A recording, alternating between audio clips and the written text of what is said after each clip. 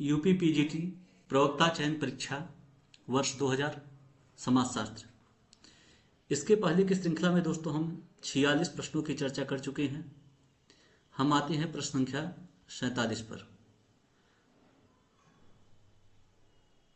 47वां प्रश्न है, निम्नलिखित में से कौन असहयोगी सामाजिक प्रक्रिया नहीं है?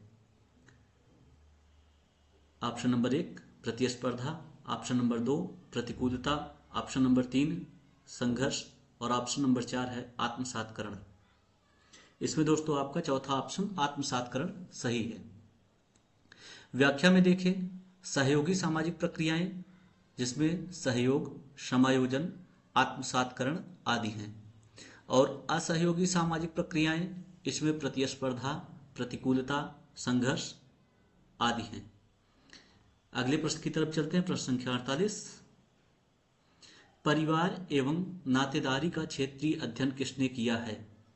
पहला ऑप्शन है आईपी देसाई, दूसरा ऑप्शन है केएम कपाड़िया, तीसरा ऑप्शन है एएम शाह और चौथा ऑप्शन है इरावती कर्वे। इसमें दोस्तों आपका चौथा ऑप्शन सही है, इरावती कर्वे। व्याख्या, कर्वे भारत में नातेदारी के समाजशास्त्रीय मानव शास्त्रीय अध्ययन की अगुआ रही हैं। अगले प्रश्न की तरफ चलते हैं। प्रश्न संख्या 49, निम्नलिखित में से कौन सा कथन सही है? पहला ऑप्शन, समाज में सहयोग और संघर्ष दोनों है। दूसरा ऑप्शन, समाज में केवल सहयोग है। तीसरा ऑप्शन, समाज में केवल संघर्ष है। और चौथा ऑप्शन है समाज में न सहयोग है न संघर्ष है।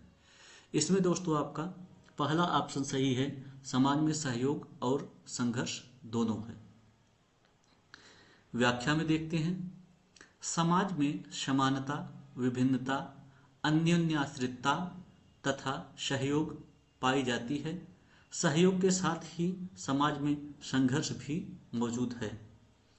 अगले प्रश्न की तरफ चलते हैं। प्रश्न संख्या 50,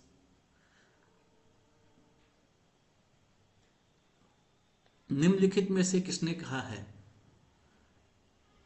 अधिकांश संस्थाएं जनरीतियों से प्रारंभ होकर प्रथाओं, तत्पश्चात रूढ़ियों में विकसित होकर तब परिपक्व होती हैं जब नियम विशिष्ट हो जाते हैं? पहला ऑप्शन है आपका मैकाइवर, दूसरा आगबर्न, तीसरा सोरोकिन और चौथा है शमनर। इसमें दोस्तों आपका चौथा ऑप्शन शमनर सही है। अगले प्रश्न की तरफ चलते हैं। प्रश्न संख्या 51,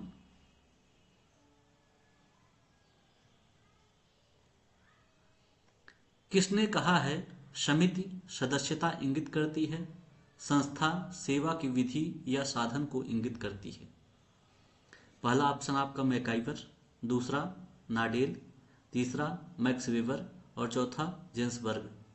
इसमें दोस्तों आपका पहला ऑप्शन मैकाइवर सही है। अगले प्रश्न की तरफ चलते हैं। प्रश्न संख्या 52, निम्नलिखित में से संस्कृत के गलत लक्षण को बताइए।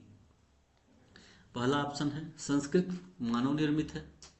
दूसरा है संस्कृत संचारित होने का गुण रखती है। तीसरा ऑप्शन है संस्कृति में संचयिता का गुण होता है। और चौथा ऑप्शन है संस्कृत व्यक्तिगत होती है। इसमें दोस्तों आपका चौथा ऑप्शन सही है, संस्कृत व्यक्तिगत होती है। आगे इस प्रश्न की व्याख्या में हम देखते हैं संस्कृत की प्रमुख विशेषताएं क्या क्या हैं। पहला, संस्कृत मानव निर्मित होती है। दूसरा, संस्कृत सीखा हुआ व्यवहार है।